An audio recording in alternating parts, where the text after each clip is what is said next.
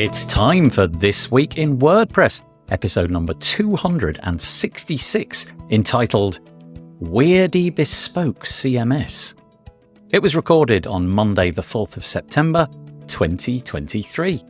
My name's Nathan Wrigley, and I'll be joined by three fine guests today. I'm joined by Bob Dunn, by Katie Keith, and Birgit Pauli-Hack. It's a WordPress podcast, so guess what? We talk about WordPress. First up, there's some Gutenberg and core news. We talk about Gutenberg Changelog, which is a podcast and website by Birgit, what it does and how it operates. We talk about the future of Gutenberg and WordPress, what with 6.4 coming up and some changes to Gutenberg 16.5.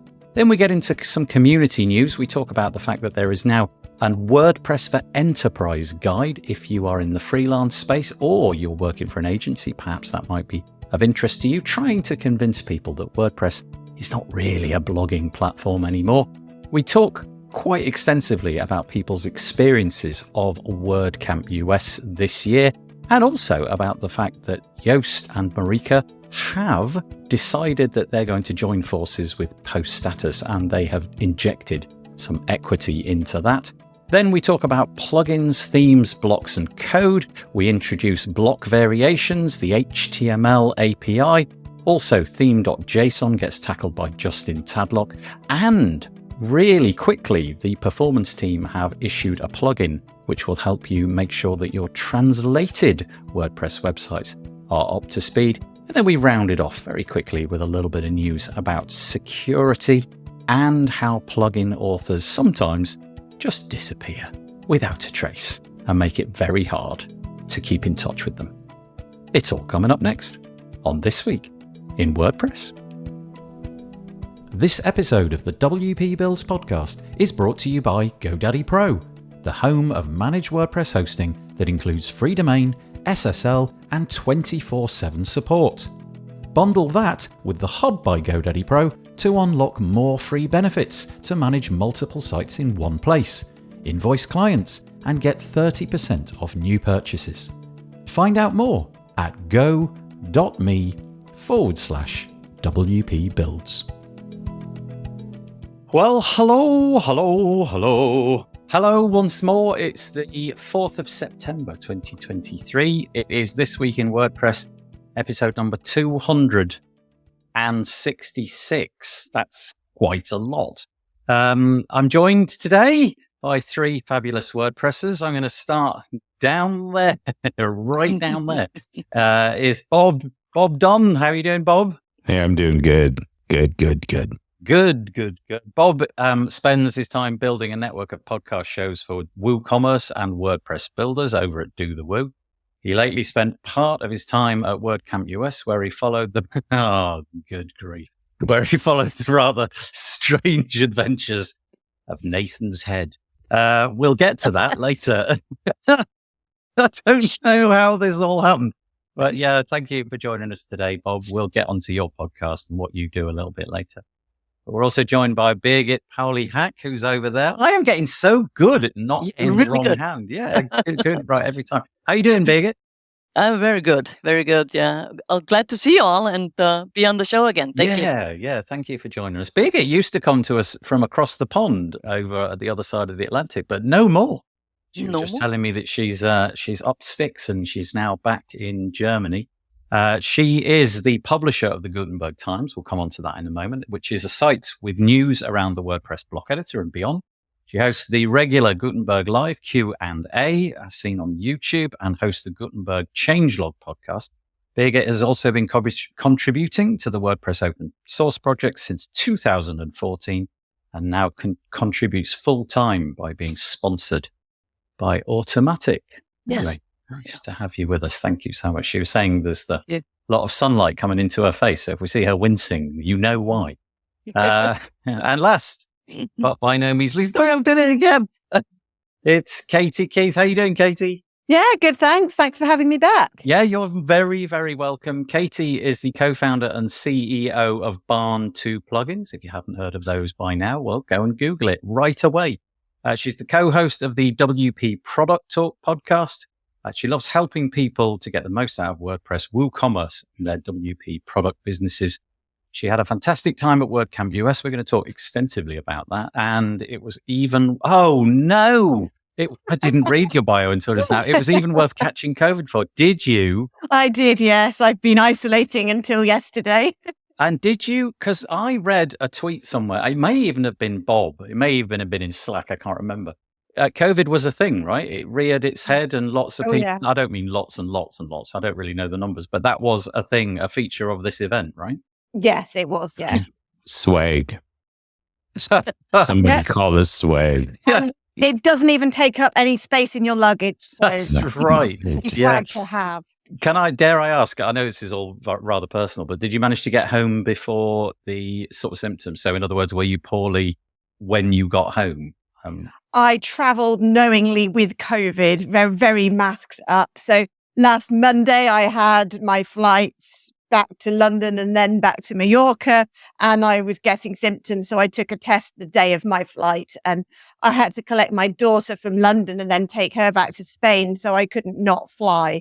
I know you are allowed to fly with it, but I tried to be responsible and stay in the corner away from people, wear a mask, but I felt bad about it. Yeah, it's an interesting, faced with that dilemma now, aren't we? We've sort of gone beyond the time where it seems to be of any importance anywhere. I got a notification yesterday, actually, on my mobile phone saying that the government COVID app is just being discontinued. So they're not even making an attempt in the UK anymore to kind of track that data. I don't really know how effective it was, in all honesty. It was this like Bluetooth connection where, a bit like AirTags, it was kind of using this mesh network of everybody's phones to try and figure out who'd got COVID. I don't know if they ever were. But anyway, all of that's gone. So, well, I'm glad that you're back up and running, and I hope that you didn't suffer it too badly. We're on the podcast today to talk about WordPress, but if you fancy joining in or sending somebody in the direction of this show, please feel free to do that. Go to wpbuilds.com/live. If you go over there, you need to be logged into some kind of Google account because the comments are just copied and pasted over from YouTube, and obviously YouTube owned Google, so that's the way that works. If you're looking at us on Facebook, if it's in our Facebook group or page, you might need to do an additional step. Wave.video, that's the platform that we use, /live/Facebook. Unless you do that, we just see you as anonymous user. We don't know who you are, which is fine. You might want to keep it that way, but if you don't want to, go and click that button. Alternatively, you could stay sort of anonymous and then just write who you are in the comment. That seems to work as well. Okie dokie. Let's have a look. There's a couple of people in the chat. Oh, Courtney Robertson. We're going to talk and show Hey, Courtney. later. Hi, Courtney. She said, I avoided it during the event, but picked up COVID. Oh, no. Oh, yeah. Picked up COVID from kids going back to school bugs. I am sorry to hear that, Courtney. Yeah. That's rotten. I got Go on, Birgit. I got actually back from vacation and had the day after had symptoms and tested, and I was positive. So I felt like I have FOMO for WordCamp US, but I had a sympathy COVID attached to it. So I shouldn't laugh. But I get what you mean. Well, thank you for making that comment. Like I say, Courtney, we'll feature your roundup a little bit later of your experience at WordCamp US. Peter Ingersoll joins us every week, and he gives us the weather report from usually Connecticut, as it is this week. Peter, can I say, for the first time ever, it's hotter here than it is where you live. Here in North Yorkshire, the United Kingdom, it's 26 degrees Fahrenheit here, and Connecticut is a paltry 22 degrees centigrade, 74 degrees. Oh, it says it's heading up to 30. Oh, okay, fair enough. You win. Oh, darn. So I don't think it's 26 Fahrenheit in your place. No, 26 degrees centigrade. It's so lovely and warm today. It's really, really nice.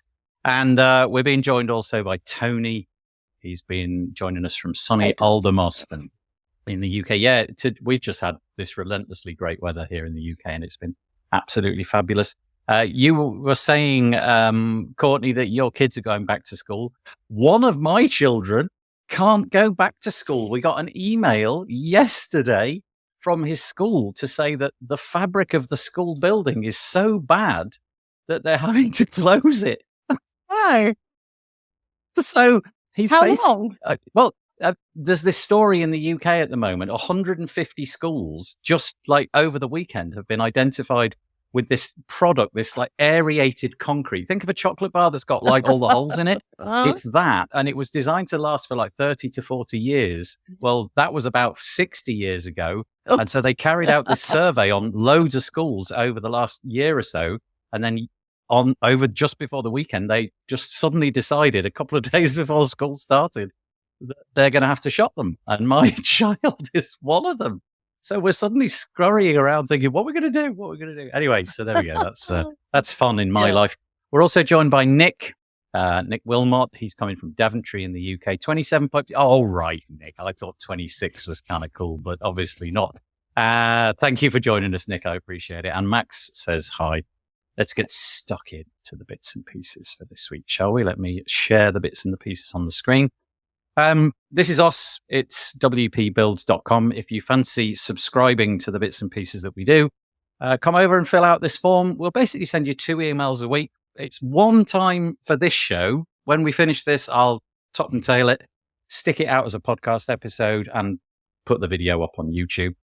And you'll get an email about that. And then we do a podcast episode on a Thursday as well. That's just audio, and we'll email you about that. Outside of that, we might send you, honestly, 1 email a year out of cycle. It'll be something like a Black Friday deal or something like that. But if you fancy it, stick your email in there and we'll keep you posted. However, this is maybe slightly more time pressing. This is the Page Builder Summit. It's coming back round between the 18th and the 22nd of September. So really soon, actually, in about a couple of weeks' time. Well, in fact, in a couple of weeks' time, we'll be kicking that off. If you want to get your free ticket, just click this little button and you sign up in the normal way. We've now posted a list of all of the different people who are taking part. So there's Anshin LaRue as the co-host, along with that ugly chap on the left. And here's the beautiful speakers. There's a whole list of them you can see as we scroll down, all of their different subjects. Cameron was on very, very recently. We've got a whole load of different people. I think we've got 33, 34 this year, plus a few speakers from previous summits as well. So if you fancy that, maybe with hindsight, the Page Builder Summit wasn't the best name we could have picked, because there's tons of Gutenberg content in there. There's tons of content around marketing and design and all that. But Page Builder Summit is what we decided to call it. So tickets are free. If you want to click on that button, you can access all of the different bits and pieces, and we'll send you all of the links as and when the summit starts. So please feel free to do that. That'd be nice. Okay, we're going to promote the people on this podcast today. We're going to promote their podcasts, their whatever they're doing as well. In some cases, it's a podcast. In some cases, it might be a website. First one up, though, is the Gutenberg Times. As we mentioned in the intro, this is Birgit's property. What prompted all this, Birgit? All those years ago, when you were thinking, I want something to do in my copious amounts of spare time, which clearly you had lots of. Laugh. Why settle on Gutenberg as a thing? Because it seems like really niche. It's very niche, and I'm glad I did, because WordPress has gotten so big, that you can't know it all, and then putting a weekend edition of Roundup posts together is really hard. But it was triggered in 2017 when I first saw the Gutenberg video at WordCamp Europe in Paris. And I followed up on that with what people are doing with this new thing. And I found it quite exhilarating and inspiring. And I thought, okay, so there's a lot of negativity around, let's just kind of put together the positive things, what other people are doing and how they are approaching it and how they, exploring it. And it was just a Storyfy that I updated all the time. But then I heard from a few contributors and from the community, so do you have a newsletter with all the updates kind of thing? And I said, well, no. And then Storyfy was a product by Adobe, and they announced end of life for the following year. I said, okay, that's what always happens when you don't have your own website and build it on some places else. You are on rented time. And so I created the Gutenberg, think about name. It's kind of GutenbergTimes.com. and then kind of migrated everything over. And then a year later, I started the Gutenberg changelog podcast, because every 2 weeks there's a new Gutenberg plugin release, and we can only scratch the surface in the release notes, as well as when Sarah Gooding is posting about it, she also can only scratch the surface on things. And so I started with Marky Rain, the designer, design lead on the design team, and it was really fabulous. Yeah, it was always interested me what's in the new Gutenberg plugin, and a lot of people use it to stay on top of all the changes that come with the Gutenberg plugin. And we kept it going. It's now in 88th episode.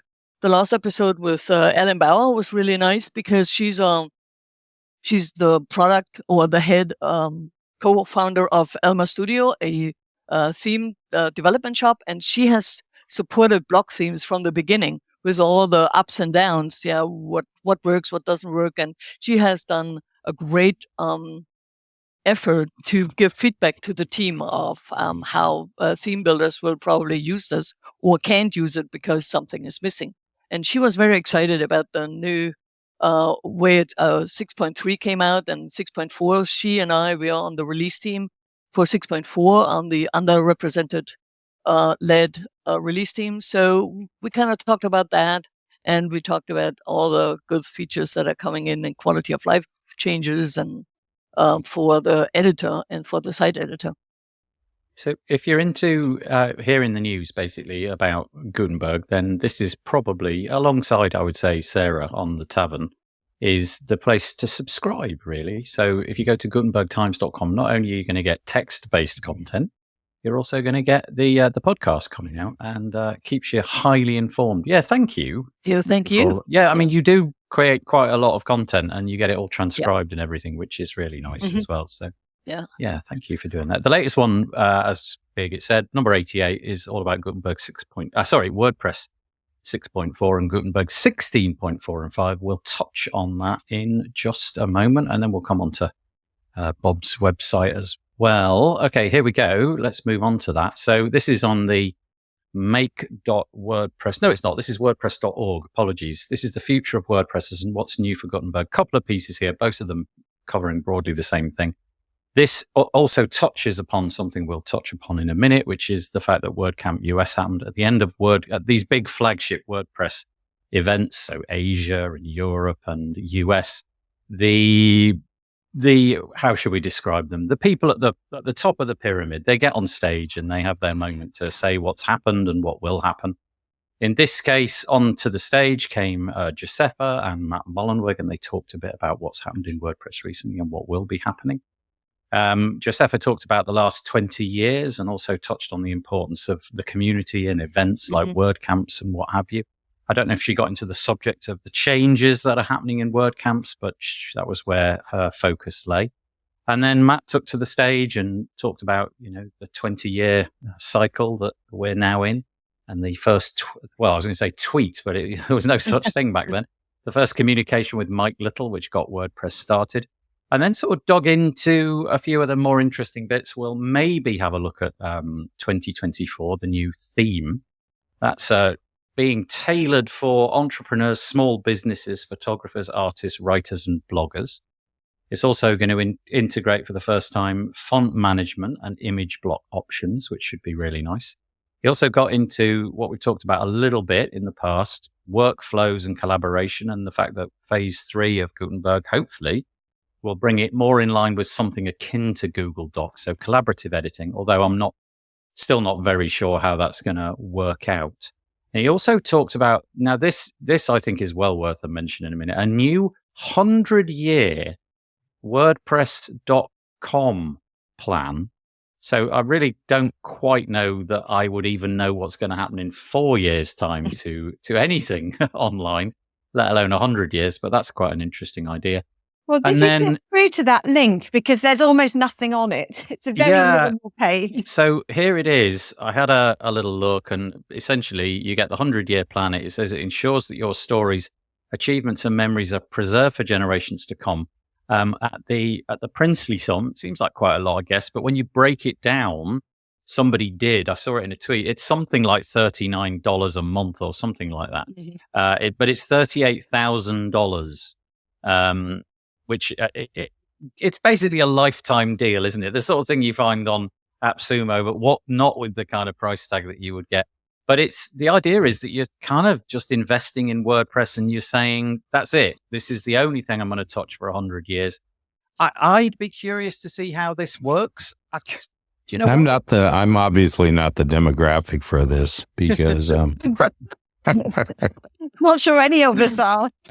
I'm also more the Buddhist. That's brilliant. Nothing lasting is permanent. But the fact that WordPress has got to 20 years is pretty remarkable. But you've got to multiply that by 5. And honestly, even the likes of Google, I would imagine there's a very significant chance that Google won't be around in 100 years' time. It just takes one clever soul to come along and come up with a slightly different idea, which is slightly better. They could always freeze me and I could come back and renew, I guess. I don't know. I think we've had you on this show before where you've frozen yourself, haven't we? Yeah. It's definitely happened. Yeah, so that's really curious. And I just don't even know what to make of that. $38,000. I don't know of any company of any description in any industry which has offered a 100-year plan up front. And I'm just really curious as to what it's all about. I mean, it's a significant investment. I suppose if you've got that money lying around, you can do it and then forget about it. Let's just open it up. Bob, yeah, it's probably not, I mean, you wouldn't have to worry about renewing.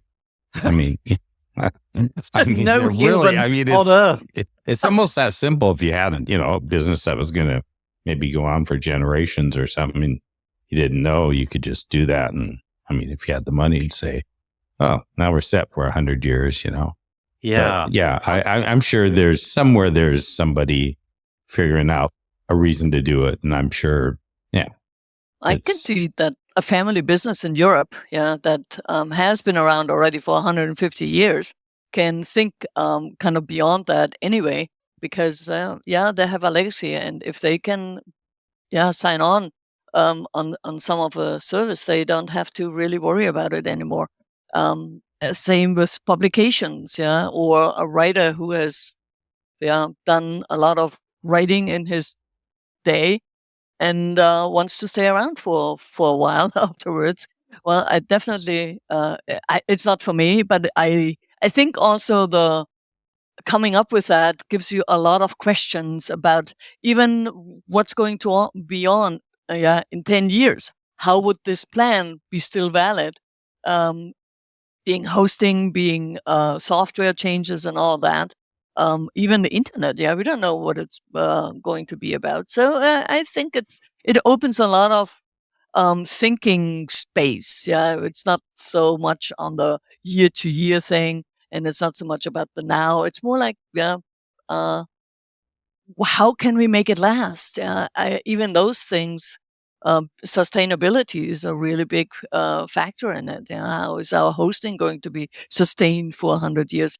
I think there goes a lot of thought into it. And when you make it so concrete to say, okay, let's offer that to someone who actually really can, buy into it, and then talk through all the consequences of it. Because there's legal issues. There's, how do you do even contracts for a company that might not stay around? And how do you do succession in a company? So it's definitely a great exercise in. I have a friend who has a record deal. We don't call it that anymore, do I? I don't even know what you call it because nobody's buying records. But back when we were about 20, so almost 100 years ago, he was he signed a record deal with a label, and he was very careful to read the contracts. And he showed me this clause, right? In the deal was that the record company would be able to sell his, the product of his mind, his music, on Earth and its solar system. And you just think, wow, that's really far forward looking. So, maybe it's not that weird. Maybe companies at this scale are really planning on this level. And obviously, if you think about it, if you So let's say a big organization like the New York Times, let's be honest, $30,000, $40,000 nearer dollars is probably nothing. Nothing. Yeah. But you've bought them you've locked them in for the entirety of everybody's life that is alive right now. They never have to think about it again, but you have got them, which is kind of interesting. But also, you're right, Birgit, I cannot imagine what the internet will look like. I mean, if we go back 20 years, just the thing that I'm looking at, I've got a widescreen monitor. Probably 20 years ago, it would have been this big. It might have been like really dodgy LED. Maybe it wasn't even a flat panel. It was like, a screen, and I was probably working on like a Commodore 64 or something like that. It's unimaginable, really, that what it'll all look like in 100 years. I'm so go curious. Back 100 years. Think of Go back 100 years. What the heck? The Victorians were still throwing things around, and they were really complaining about the telegram. So why would I be interested what the other village is thinking about? Yeah, why would I do that? Yeah, you kind of really are trusting on the internet and website paradigm working in 100 years' time, and I'm just not entirely sure that paradigm will be. Well, it lasts already 30 years. So yeah, no, I'm just thinking more like maybe AR will take over, or some sort of technology that you can talk to, or something that dare I say it, Elon Musk is working on things which are embedded in your brain. Who knows what that'll all look like? But yeah. Katie, any thoughts on that? I know you raised it, and then we didn't give you a chance to talk about it. Have you noticed that we're discussing this in more depth than we would a lifetime plan? They could have released a lifetime version of WordPress.com, but there's something about the 100 years that's captured the imagination, because no one's really defined very well what lifetime typically means in the industry. And it's fairly unusual for like a hosted website service to offer it, but is it really that different? I feel almost there's like a political statement about WordPress in putting 100 years on it. It's almost like showing their political confidence in their future existence and all of that.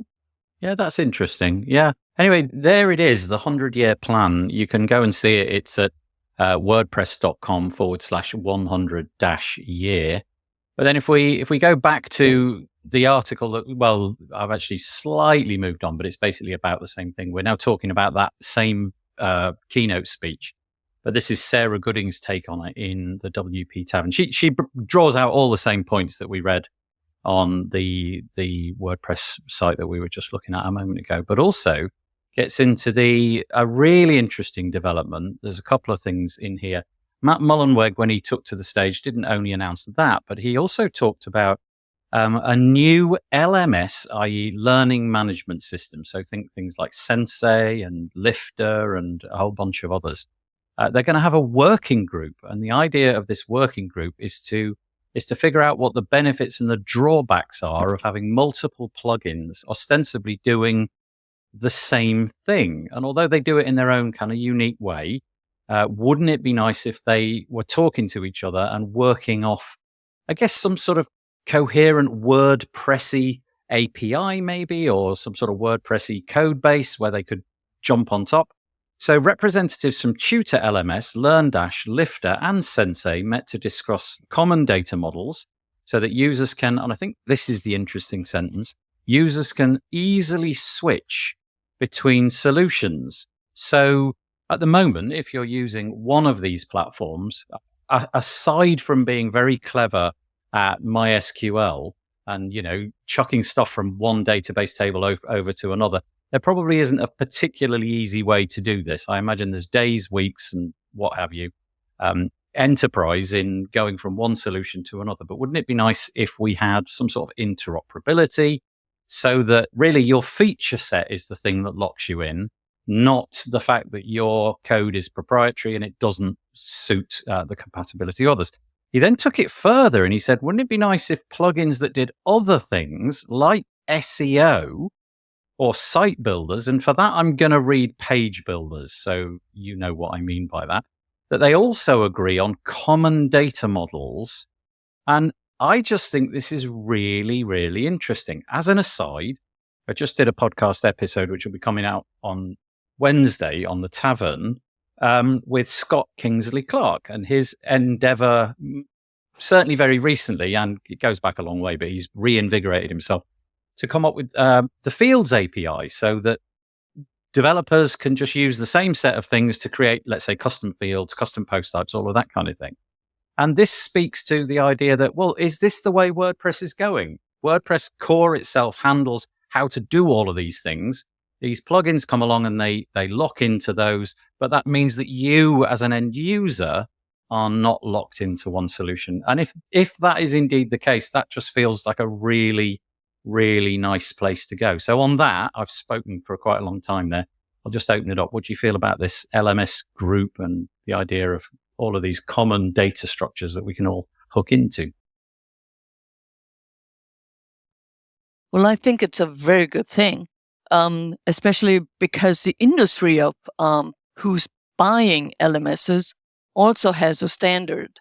So it's an outdated standard, but it can be refreshed a bit, especially when companies like the WordPress LMS industry kind of comes together and to flesh out the new standards for that. But it's such an easier way to take the risk out of the buy when you say, okay, you can move along if you need to, because we don't offer certain things.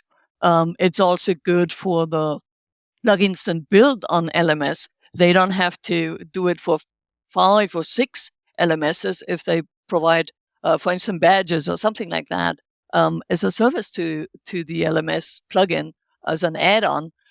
They just can do one standard for that. And I think that really helps the platform or the ecosystem when there's collaboration between the product people that builds, and if they are together, their voice towards the core, what needs to come into core to make that all work better.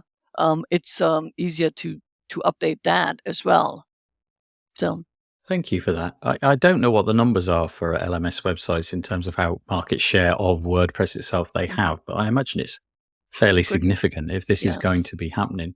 In a somewhat slightly cynical sentence just before we hit record, I sort of said something along the lines of, I wonder what the reasoning behind this is. And I sort of expressed the idea that I wonder if this is done, let's just say, for example, in the case of Sensei, if they were not the market leader, does it benefit them? So Sensei is an automatic property in the same space as all these other commercial rivals. If they weren't doing as well, say, does this give them a way, if you like, to sort of compete differently? But Bob, you happen to be coincidentally sitting near Chris Badgett from Lifter LMS, and thankfully you were able to sort of give me completely different intel. Yeah, and actually I think he had some of his team members, and I don't know if there were other LMS I was trying to, but it was, I mean, Chris was, I could tell from the back, you could almost feel the grin coming through the back of his head. He kind of, when it came up that part, he sat up much straighter and was looking around, he was very happy about it. You could tell. And some of the, I don't know whether it was his team members or if there were, like I said, other people involved with other LMS, but they were, raising their fists and excited. So to me, that shows that, well, one thing is, these are a group of very smart people. So they know kind of what they're getting into.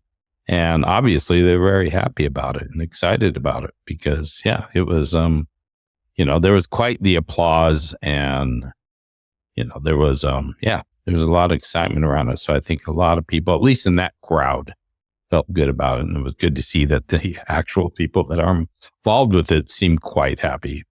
Yeah. And an example might be like if I bought a Ford car, but I could only take it to a Ford dealer to get it repaired when something went wrong. I'd kind of feel a bit aggrieved about that. I want to just be able to rock up to any mechanic anywhere on the planet and say, here's my car. Can you have a go? Oh, yeah, sure. These are fairly standard parts we got here. You've got your carburetor. I can get a replacement for that. Or I've just noticed the exhaust needs patching up. That's fairly straightforward. So from that point of view, it just makes perfect sense, doesn't it? Because Chris and his team, should this prove fruitful, they'll have less code to write and they'll be able to concentrate on the stuff which matters, which is not writing of the code to interact with the database necessarily, but writing all of the cool features, all of the badging system and the way that their course workflows work and all of that stuff. They can concentrate on that, and all of the air quotes boring bits that they have to write to get things in and out of the database could be handled by WordPress core. Katie. Yeah, but the thing is, they've already done that boring work. They have their custom post type and all the fields attached to it. And so do Learn Dash and so do Sensei. So who's going to take the hit and do the development work and move their data structure to somebody else's and things like that? So I'm not sure in practice how it's going to be built. And I know what you mean about Sensei. Then I don't know. There's definitely not number 1 or 2 market leaders. I don't know where they are after that. So I do wonder what the incentive is to. So I'd be interested to see how it works out in practice. But as a plugin company, I really like Birgit's point about it being easier to integrate with. For example, we have a plugin that will list LMS courses and lessons and so on in a searchable table view. And we have tutorials on our blog about individual LMSs and how to display their courses using our plugin. So it would actually be really nice to just say how to display LMS courses in a searchable table, and it would work with everything instead of having to reinvent the wheel each time. But I'm not convinced what the incentive is for the LMS plugins to develop this.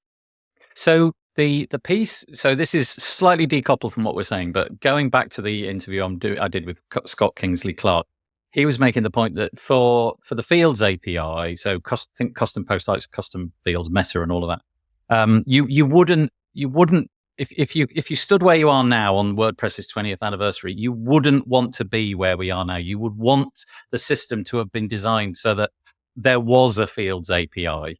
Yeah, in the first place. Right.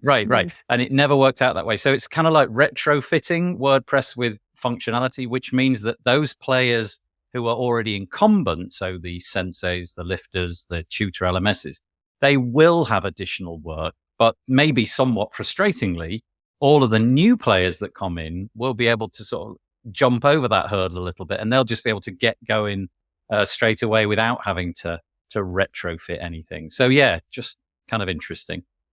Courtney, this is going back, I think, to the 100 years. Courtney mentions that Matt just called out lifetime plugin licenses as something he doesn't think is a smart move. So that's interesting, because I kind of almost view this 100-year thing as lifetime. It almost feels like you could say the same thing in the same breath. Courtney goes on to say, one example that would be helpful for having some of these APIs include who needs the data about learners. Suppose various organizations send their staff to learn WP and want to know staff completions. Okay, interesting. So, other ways to use that data. Then somebody who's anonymous, if you wish to tell us who you are, feel free. If you don't, that's fine. But for now, you're anonymous. Says it's never going to happen. They all work differently, and it's impossible to have them be cross-compatible. Yes, I guess that's the case as we are at the moment, but the enterprise would be to unpick that and make it possible. Plus, there's no financial incentive from Automatic to build such a thing. It's like OAuth and how they promised data from Facebook could be used in Google, etc. Reality set in very quickly.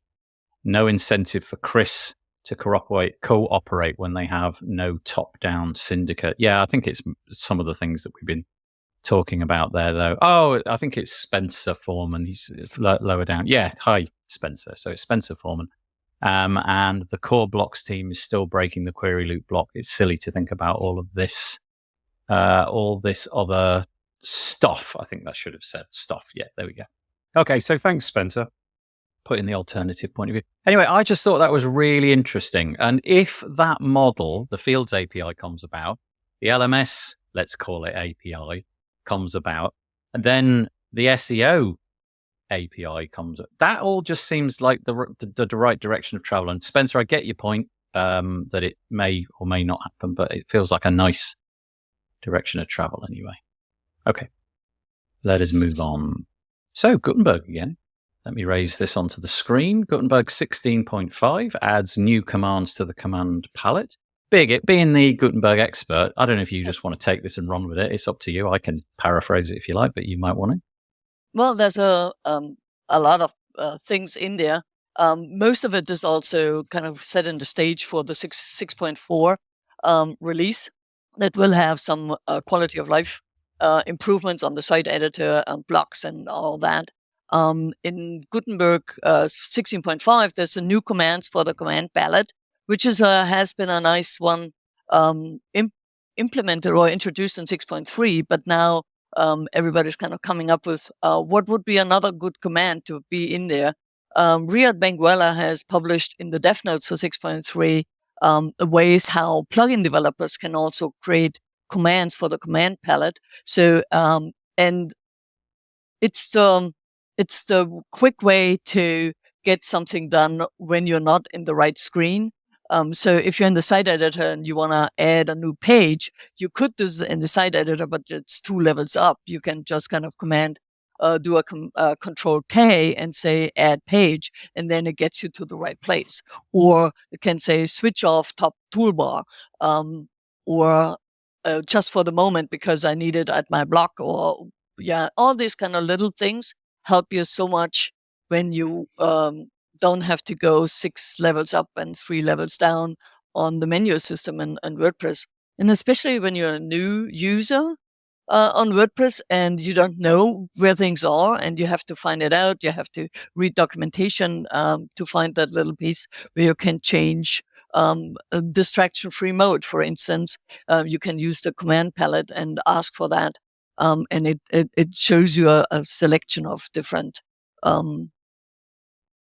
ways to do that, or different commands that you can kind of go next in the situation where you are. I think none of us have really pushed the envelope on that quite yet. But it's also because for me, I'm so deep into WordPress and all the menus that I actually know where it is. And you said something about muscle memory. Yeah, I just go there and kind of get back to what I need to do. But if a new user comes, I think it's a very good tool to just get things done. Yeah, I really was excited about the command palette. Like, genuinely thought it would be the greatest thing ever. And I've used it almost not at all because, like you said, my muscle memory is just the arm goes out, I collect the mouse, go to the appropriate menu, and I'm okay. I've done that. And it probably taken me less time than it would have done to invoke the command palette and all of that kind of stuff. Well, maybe not. That's probably not true. But the point is, I know what I'm doing, so it doesn't crop up. But on my Mac, I use Spotlight, which is basically the same thing, but for the Mac. And I'm totally bewildered by where anything is on the Mac. I basically don't have a clue. So typing it in is the quickest solution. You know, if I was writing for a Mac website or something, it'd probably be the opposite. I would know exactly where I was going. So I haven't really figured it out. But anyway, nice new stuff in there. So I'll hand it over to Bob or Katie. Yeah, I think that, I've demoted myself from a power user to just a user these days. And, my muscle memory is getting kind of flabby. And so as a result, I mean, I haven't gotten into using this yet, but I want to use it because, I'm constantly digging around because I'm not doing, except for some basic stuff that I do over and over. Sometimes I'm looking for things and I'm poking around and frowning and stuff. And I think that, it's good for new users, but it's also good for some of us that, no longer want to explore and spend a lot of time in there and just want to get things done. So I need to, take my muscles now and teach them to use that and make it easier. Katie, anything you want to add? No, I'm barely a user, so nothing to add. No, that's fine. The other thing which I think Birgit mentioned was that as more and more developers throw more and more things into the command palette. So basically, imagine a year from now that, I don't know, you've got a selection of 20 plugins on your website and each of them is throwing things into the command palette as options. That command palette is going to get very, very full. And so how do we surface? Because the whole point of it is it's got no UI at all. It's got a search bar. That's it. And how do you know what options are available for the plugin that you want? So that's going to be a real challenge. And I'll just quickly show it on the screen. There it is. The idea being, and you've probably seen this on all sorts of things. You see it in mobile apps and things, don't you? You begin interacting with the search bar, and then it begins to refine as to what it is that it thinks you want. So in this case, we can see that the word open has been typed in. So lots and lots of things that have possible open commands have appeared. But also, what if you were in a particular part of the website? Let's say that you were in the, I don't know, general settings area or something. Would that invoke certain options, or would it be, not quite so contextually aware? Anyway, I think at some point I'm going to have to just make use of it. I like Bob. I've got the flabby muscle memory going on there, and I just come time and time again to the same set of maybe 30 different things that I do on the website. But for new users, I see that this is a really, and it seems like, this is how we're doing blocks. It's when I look for a block, I go up into search. Because I've got so many blocks in there that I spend all my time scrolling through trying to find the right one. So. Oh, that's interesting, because I use the / command always. I always start, basically a paragraph. So I hit return, get a paragraph block, then I hit / and then start type. So I'm primed for the command palette because I am using the keyboard for that. I just haven't, I don't know, I just haven't got it as part of my and thing. we all gonna be kind of not power users anymore when the new admin screens will come in. I think the moment that command palette hit was when the site editor was also introduced with a lot of additional menu items that not everybody kind of learns from the beginning, and only when they need it that they all of a sudden know, okay, that's also in the site editor. We remember that there were reusable blocks were renamed as pattern. We can now do page editing in the site editor. Template parts and patterns have been moved from different places. So I think it's a good way to offset all the discombobulation that's going to happen with interface changes. That I'm sure will throw quite a few of us into a slowdown on creating content and putting it out there. I can imagine a scenario where if you really are a power user of the command palette, you could fully switch off the admin UI entirely and make it all go away, and everything is just a keyboard shortcut away. Remember when I started using Drupal, I just memorized all the query strings for everywhere that I wanted to go, / whatever it was, update or whatever. I never did that with WordPress because the menus were so easy to use. But, for things like login, I use that. I type it in and what have you. But the idea of getting rid of the admin UI and using the command, that's interesting. I wonder if a whole new set of users in 100 years' time will be... If I spin this a little bit further, I would say maybe a user can actually program WordPress to do a certain set of commands through the command palette and not have to do it themselves. So... that's another way. And then we'll start talking to it and say, hey, WordPress. Right. Yeah, hey, that's the AI coming in. Add a new page for me, please. Okay, that again, quite interesting. So if you're into the command palette, it's got some new updates. That's basically the long and short of that. Let's move on. This is quite nice. I think this has got more utility than I thought when I first read the article. So top agencies, read that how you will, but some big agencies have joined forces to publish a free guide on WordPress for Enterprise. Again, we're on the Tavern, 29th of August, Sarah Gooding, as always.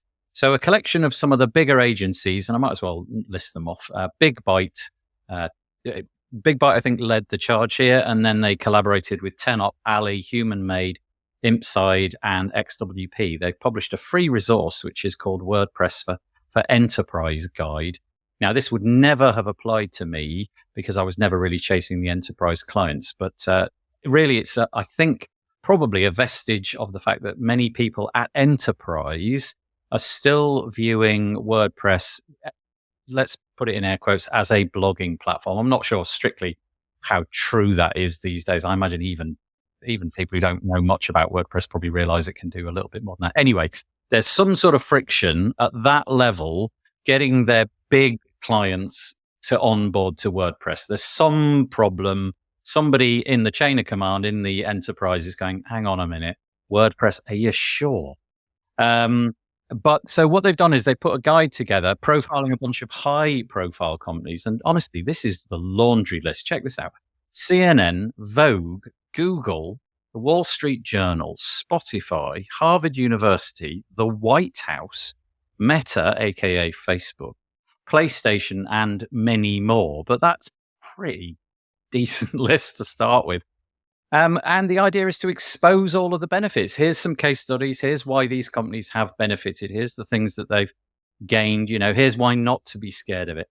But the other sort of quirky side of this is that I thought if I was still in the game of being a freelancer and I was still taking my local clients, I still think I could tear pages out of this and make it useful for me, because if you can say to, Joe the butcher who wants a quick, simple brochure website, look, Google are using it. I think there's a certain kudos to that. I think Joe the butcher will look favorably on that. So it's not just about the enterprise. I think the rest of us could make use of this. There's all sorts of information on the website, but I will just hand it over. What do you think? I think this is a nice little. It's interesting because a lot of the agencies that come on Do the Boo are into enterprise. I've heard this for the last couple of years talking about it.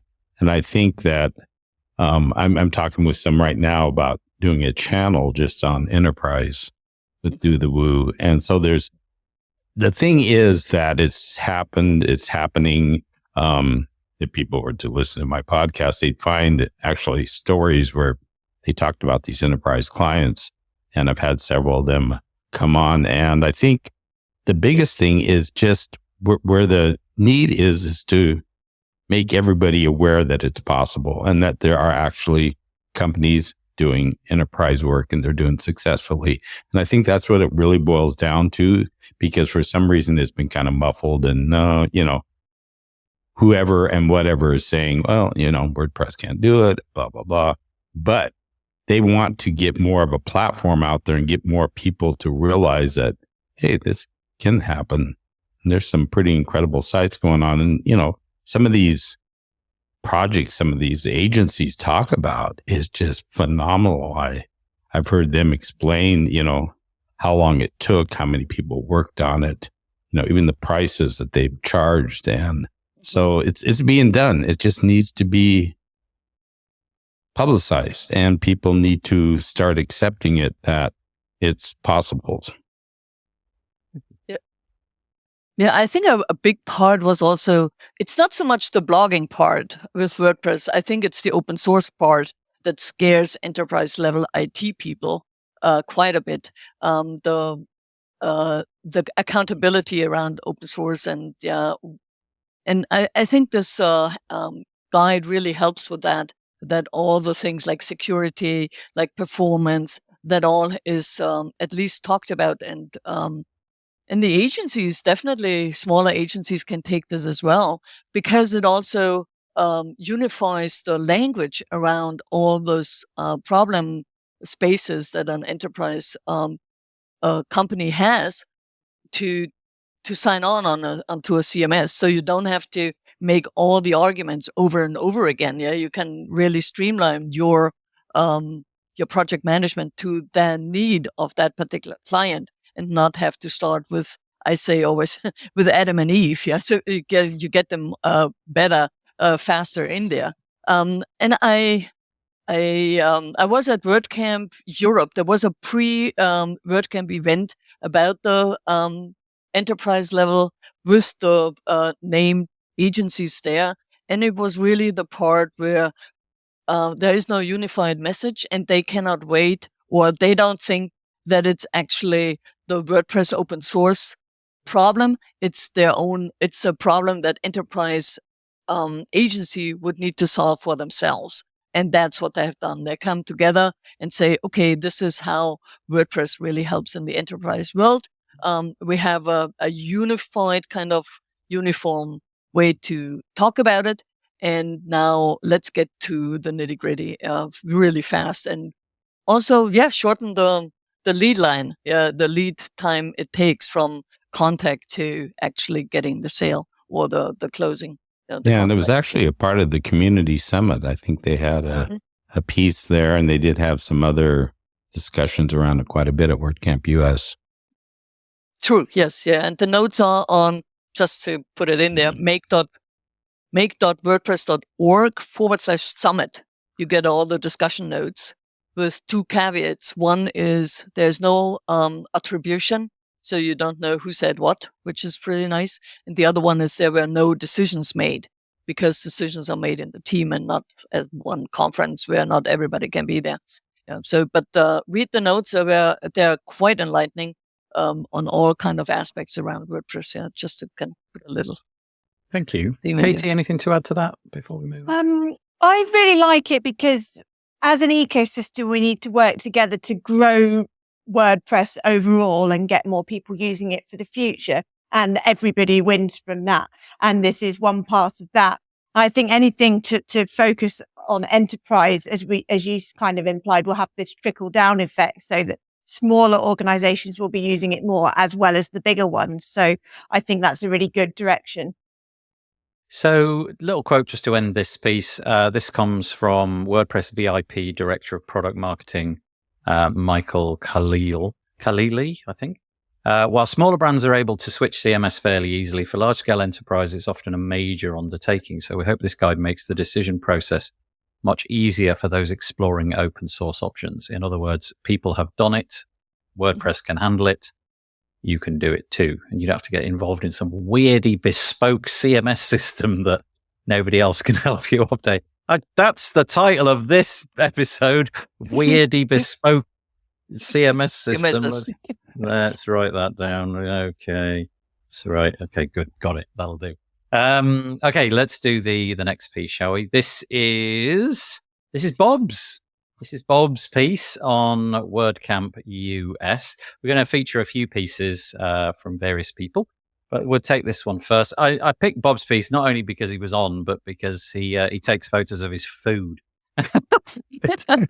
which is great. I love this kind of piece. I just lap up this kind of piece. You know, the piece where it's all very sterile and people just sort of say what you should do at WordCamp and all that.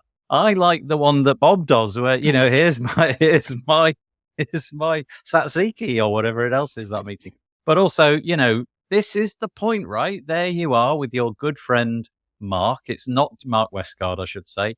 It's not just about turning up and being on show for your company and all that. It's about making friendships and hanging out in the hallway. And Bob just does a really nice piece here, including some photos and all of the different things, all the people that he met.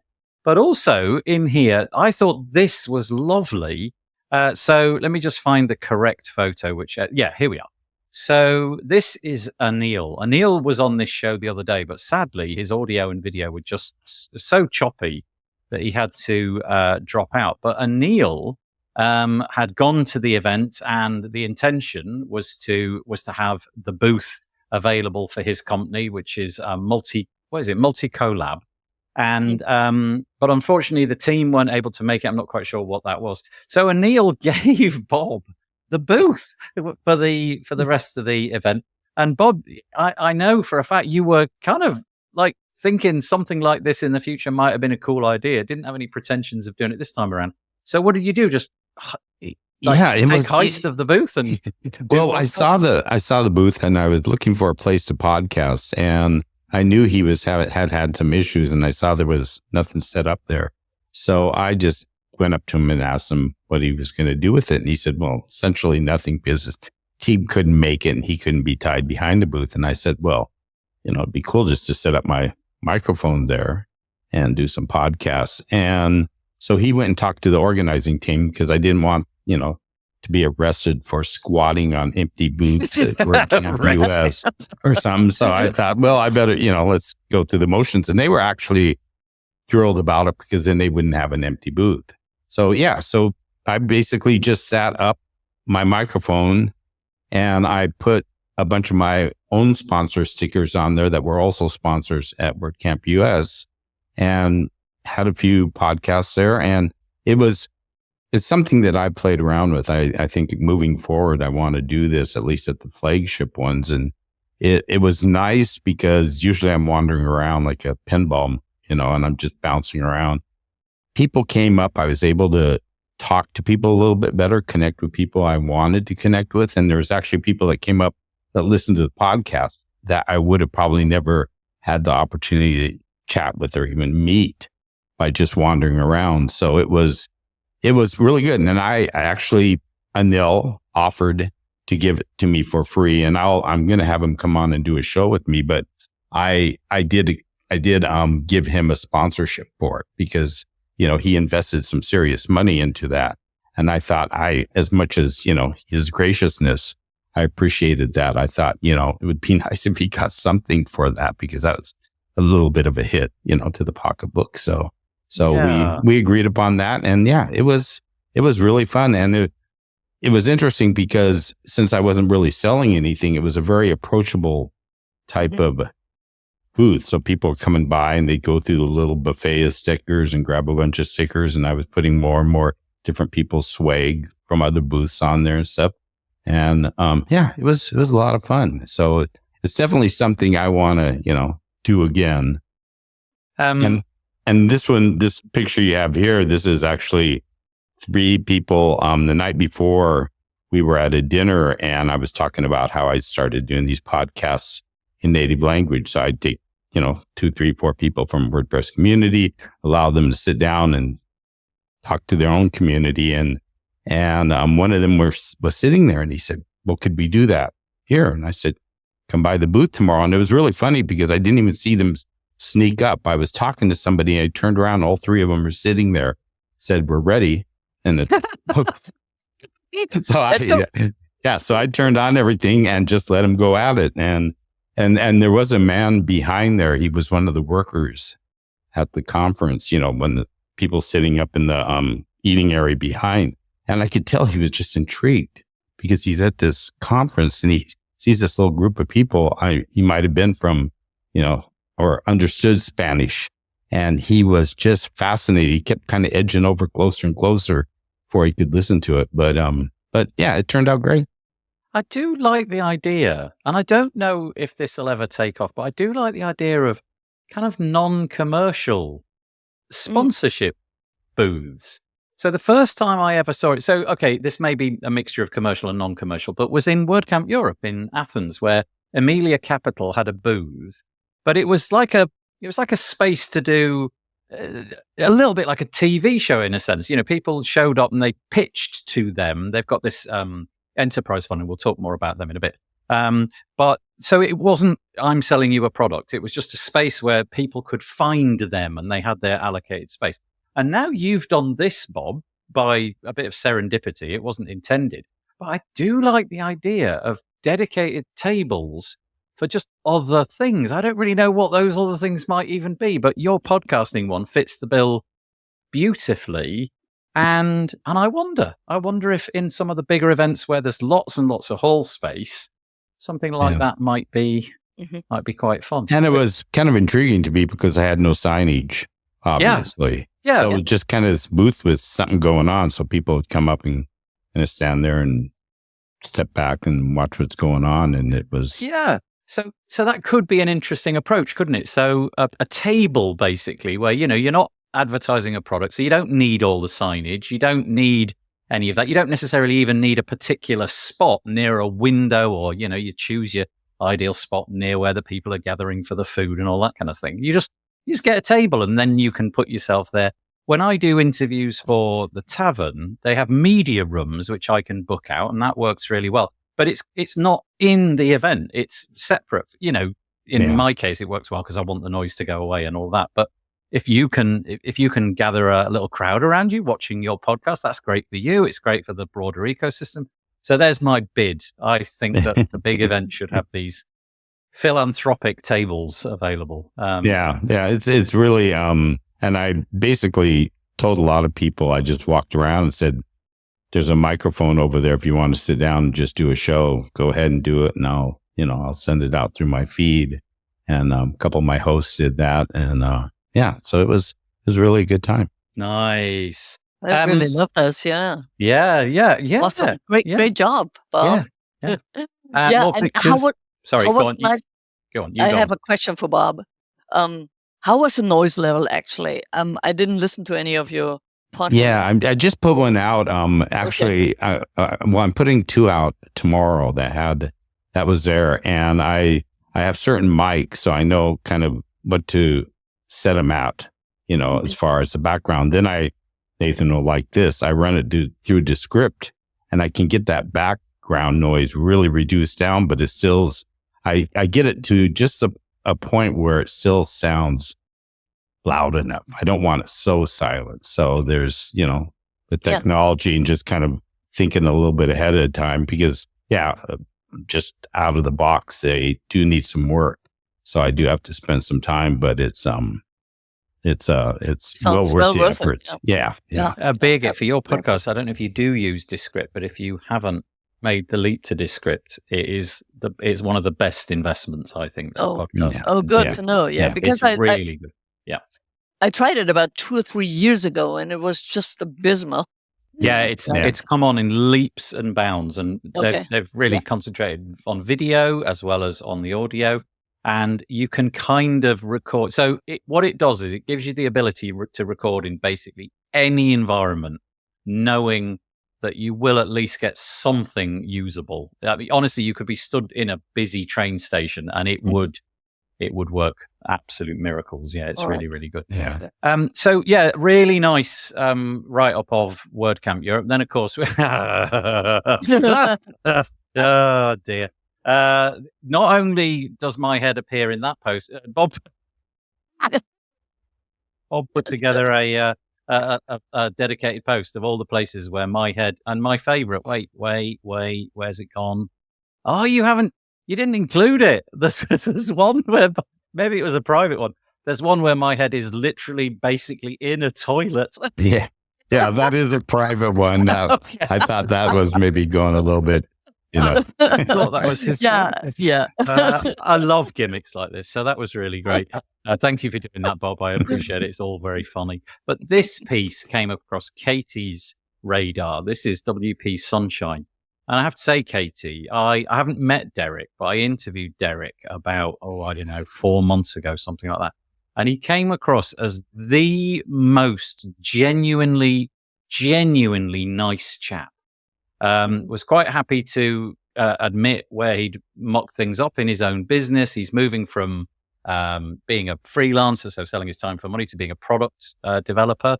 And he's made lots of mistakes on the way, and he freely admits them. And I get a sense, Katie, that his write-up of WordCamp US kind of resonated with you a bit on that level, because it was very human. Yeah, and also I spent quite a lot of time with him at WordCamp US, having only known him electronically before. And so it was nice to read.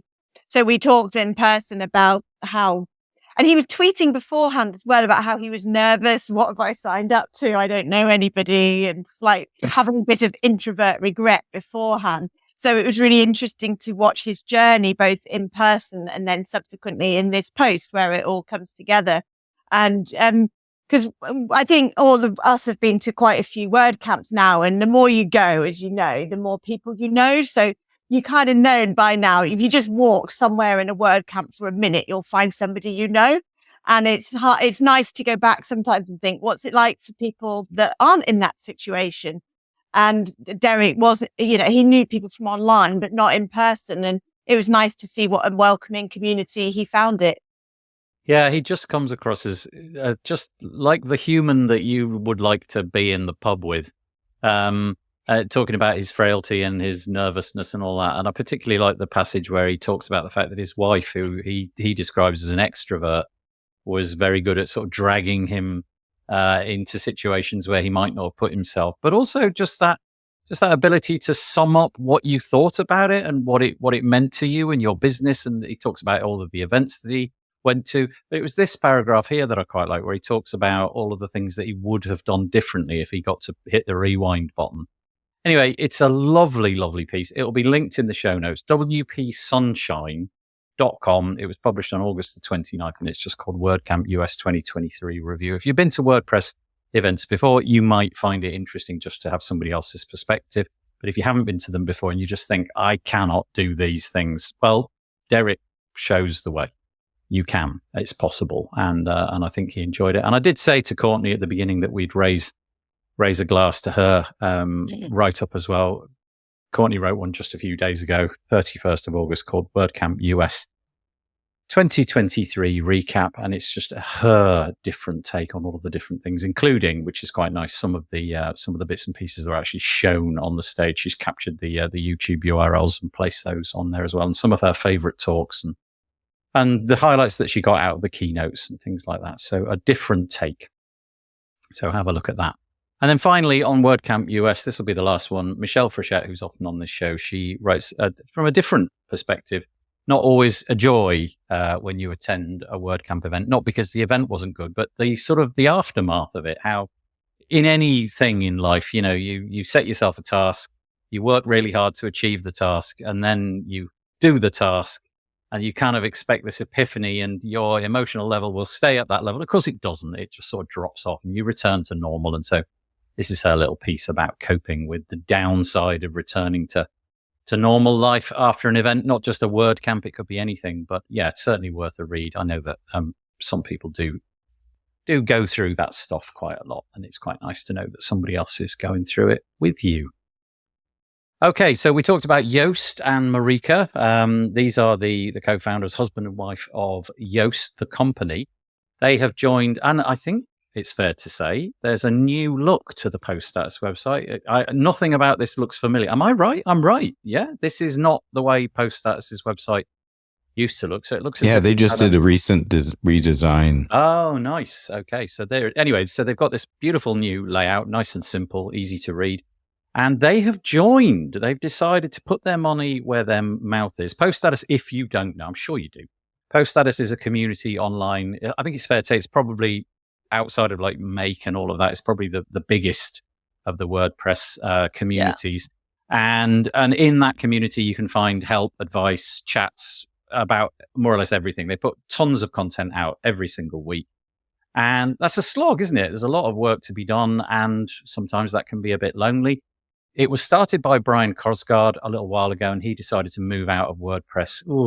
I'm going to say about 3, maybe 4 years ago, something like that now. And so Corey and Lindsay Miller took it off his hands. And that job they've been holding on to since then with the help of many, many other people, including Courtney and Michelle. And they've decided, though, that they're going to get some funding from Joost and Marieke as equity partners. I don't really know what this means, but I presume that if you put your money into such a thing, there's going to be an expectation of some sort of deliverable on the other side. I don't know what that means. But that's just to say that, if you've been in Post Status and you've been thinking about it, whether to renew and all those kind of things, maybe this is the sort of thing that you want. I certainly know from my perspective, I think Joost and what that company have done and contributed to WordPress over the years gives me real clarity in what their commitments were. And so Joost the person and Marieke being at the helm of that for many, many years, I'm sure that their incentives and their thoughts around WordPress as a project haven't really changed. So I don't know if anybody's got anything they want to add to that, but quite a big shift if you're a Post Status member. Yeah, I think that I talked to Corey at WordCamp US for quite a while on this, and I think a lot of it's kind of in the back end. They're still working things out, but the four of them have all taken leadership roles, and I think they've all invested some of their monies into it to basically grow it.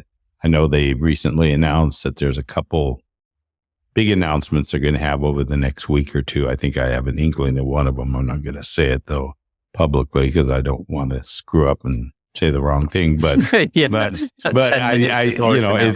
think it's just there's some growth there. There's some things they want to do, and I think with the tie-in that Marieke and Joost are doing with their other business, I think it all kind of it makes a lot of sense. It's when I look at it, it didn't surprise me, and it made a lot of sense for the growth of it.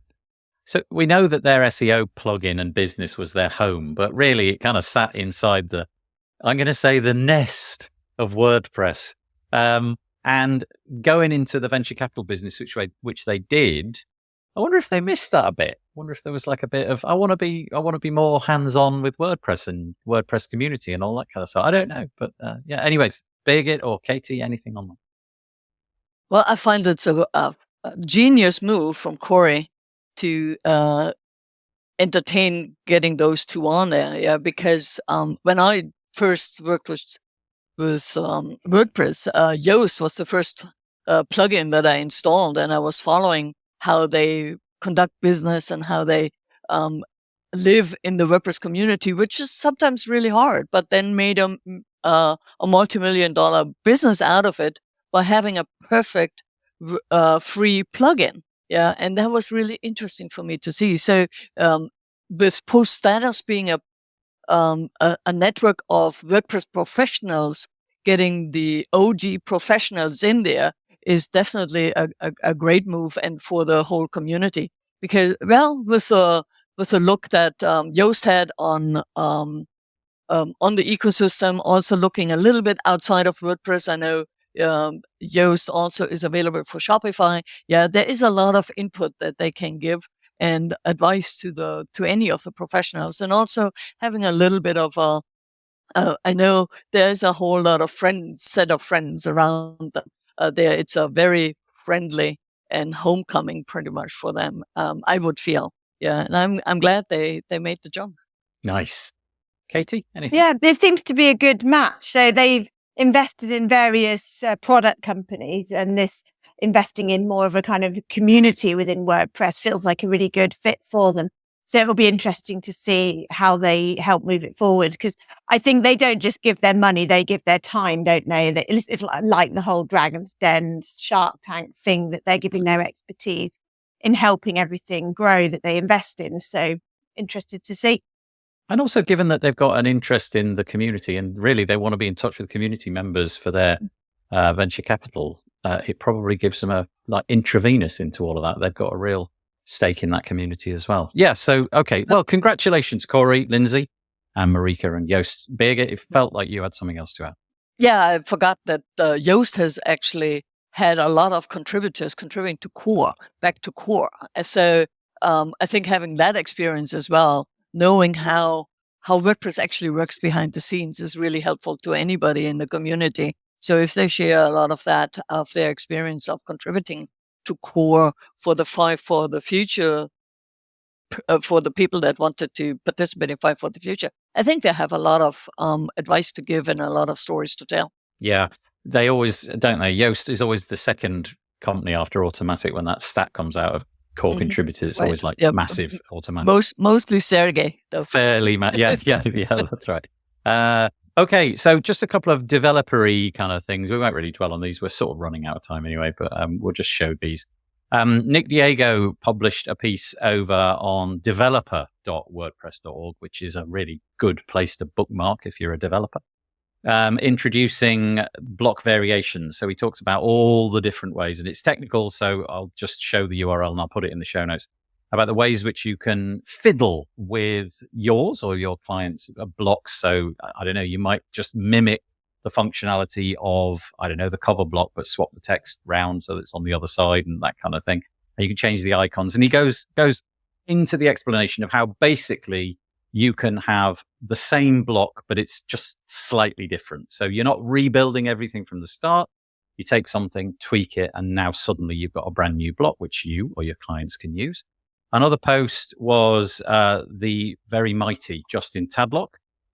He created a piece called Adding and Using Custom Settings in Theme.json. And again, we know by now, I imagine, what Theme.json is doing and how it works with the new block themes and all of that kind of stuff. So he's taken on that journey.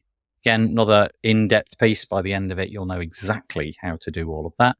And then finally, it's not a tutorial and definitely above my pay grade a little bit, but this is Dennis Snell over on make.wordpress.org. He's got a piece which is a progress report. We were talking earlier about APIs and all of that. This is the HTML API, what it does and where we're at for that. So again, I'll link to those in the show notes. And this will probably be our one of our final WordPressy ones. This is to say that Performance Translations plugin is now available on WordPress.org. If you are one of the 56% of sites that 56% of WordPress sites that got into the translation game, quite likely that your translations have been slowing down your page load times for a variety of reasons, largely because of the way that the translations are stored and then brought to bear on your website. So the performance team have created this plugin, and it seems to have done a really, really good job. I think it's fair to say that if you're going to translate your site, it's not going to be ever quicker than if you didn't, but it doesn't have to be super duper slow. And so I'm showing on the screen a statistic. On the left is the page load time of a site with no translations. On the site, the middle bar, which is quite a lot bigger, I'd say it's about maybe 25% longer to load, something like that. That's if you went with the sort of traditional way of doing translations with .mo files and things like that. And on the right is with the performance plugin installed. And essentially, it's probably about, 1/20th, a little bit extra on top. So that seems to be working. So bravo to the performance team. They were promising that this would happen not that long ago. And in the WordPress industry, when you read something like that, you often think, okay, we'll see where this goes in a couple of years. And sometimes it doesn't go anywhere. But this one's been turned around really quick. So bravo to them. Anybody on that? For me, it was interesting there looking at putting that in core, because I remember the angry questions at previous WordCamps that Matt Mullenweg's talk about. When will translations be in core? And I felt, even though we're not at that stage, they are moving some stuff in that direction, which is interesting. Yeah. So the endeavor is for WordPress 3, Google Docs, if you like, for WordPress and various other things, admin, UI overhaul and all that. That's due to happen. Then 4 is translations. And so if nobody's going to touch WordPress if your site's like 25% slower. So getting this work done in a plugin, which you can test, it's beta at the moment. So don't go maybe sticking it on your production website. But if you want to beta test it, then go do that in anticipation of that coming in who knows how many years it'll be before stage 4. I want to know what we're going to do after stage 4. I'll have nothing to talk about. We've got I need a stage 5 quickly. Okay, last one. I just want to point this out. Sorry, Matt Medeiros, we just don't have time to get into that. But Matt did a review, preview, not review, a preview of the upcoming 2024 theme. You know how this works. Every time a new version of WordPress ships, we get a new default theme, and at other times as well. 2024 will be the next one. And he makes a video about what it looks like, how it could be used. We talked about it a little bit earlier, what the sort of use cases for it are. But he also explodes all the Figma files that go with it as well, which I thought was kind of a nice touch. So he's showing you what the mock-up process looks like. And it's pretty exhaustive, actually. It's not like they just roll this out without a great deal of thought. So anyway, Matt, thank you for doing that. PatchStack have highlighted a real big problem in WordPress, and that is to say that they call them zombie plugins. 1.6 million websites affected by plugins, which will probably never get updated. This is genuinely an actual problem, because if you're reliant on a plugin and that plugin author just doesn't respond to requests or doesn't update the plugin, or the domain where the email is attached to for support requests and all that just isn't renewed, you're kind of stuck. And so PatchStack have done the job, us trying to do the job of making this something which everybody knows a little bit more about. So absolutely tons of websites, 1.6 million. And they talk about whether or not they should be, whether they or somebody else should set up a vulnerability disclosure program. Not sure quite what that means, but anyway, more for the community to think about. Okay. Big problem. But it's also something that the plugin review team is working on with PatchStack. I think in the article that you mentioned, there was already a little statistic on how many plugins have already been patched or removed from the repository to take care of that. But it's still a big problem for plugin developers because they are not, or for WordPress because the plugin developers are not reachable. Yeah, they are have disappeared from the face of the earth, and you can only hope. There was one plugin in there that hadn't had an update for 13 years. Yeah, so that's really odd. Yeah. But who is using that even? Yeah, so as a user or as a contractor or freelancer, yeah, you have a responsibility to also help your clients to make the plugin choices a little bit more secure. But it's really, a good job getting through the plugin review team. There is, however, no way for WordPress to help the users. Yeah, because there is no connection between WordPress.org and the sites that using the plugin, and that's kind of a real missed piece, because it would be really nice if we could just disable that plugin on a WordPress site. Right.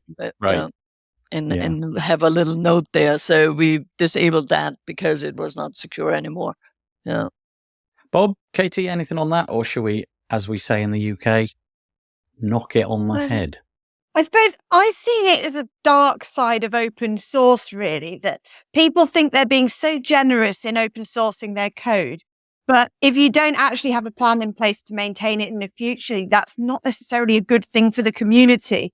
So like people often say when they see my internal, like something we've done for our website, oh, will you publish the code? And we're like, well, no, because we haven't got a wider plan of how we will maintain this in the future. And it has to fit into something bigger. So it's nice that people do this, but we're now clearly seeing there's another side of that. Yeah. As the years tick over and we get to that 100-year mark, when my hosting plan will run out, sadly. This is going to happen probably more and more. So Patched Out, I've got an article there. I had a few other pieces that had nothing to do with WordPress, but we've run out of time. It's exactly the amount of time that we're supposed to be recording. So we will, as I say, knock it on the head. I would just like to thank Bob. I'm going to do it again. I'm going to get it right every time. Watch this. It's Bob down there. It's Birgit over there, and it's Katie over there. Thank you for joining us. And just before we end, we have to do the double-handed, humiliating way. Look at us. We're so good. That's great. Thank you so much. We'll be back next week. We'll have a different panel of guests, but I've really appreciated chatting to you today. As I said, the platform is pretty quirky. If I click stop and I don't come back in 59, 58 and counting, then please let us know. Thanks for anybody who raised a comment. Courtney, I did get your little comment there. I'm sorry I didn't mention it, but okay. Have a nice day, and we will see you next week. Good to see you all. Yeah, thank you. Cheers. Bye.